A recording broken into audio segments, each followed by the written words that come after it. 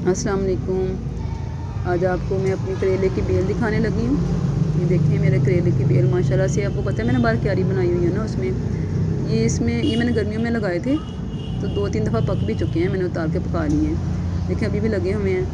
जो ऊँचे होते हैं ना वो उतारे नहीं जाते हैं, तो फिर उनका वही रंग ख़राब हो जाता है। चलें फिर ये मेरी रेसिपी स्टार्ट हो गई है आज की। तो आज मैंने बनाई है मूँग की दाल। मूँग की दाल ये येलो वाली ना, तो इसको मैंने अच्छी तरह चुन के तो भिगो लिया है।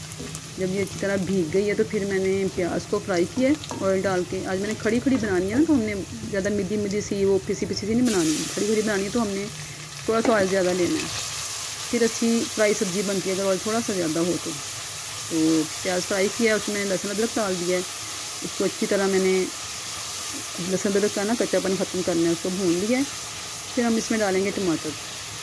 ठीक है, लहसुन अदरक को भून के फिर इसमें टमाटर डालेंगे, उसको अच्छी तरह भूनेंगे।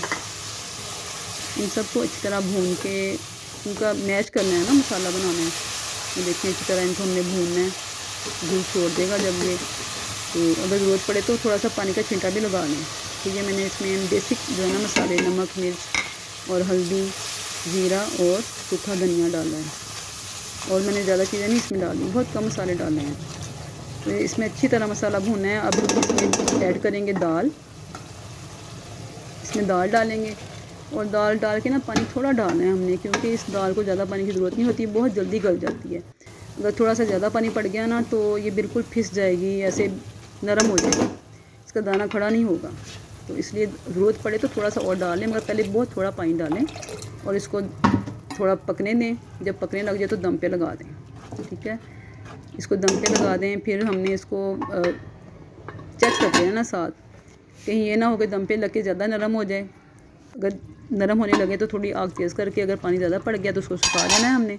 बहुत आसान तरीके से पक जाती है, मिनटों में तैयार हो जाती है। तो मेरी दाल तैयार है ना। अब इतना सा पानी जब रह जाएगा ना, बिल्कुल हल्का सा होगा, तो इसमें धनिया और सब्ज़ मिर्च डालेंगे, और साथ डालूँगी मैं इसके गरम मसाला।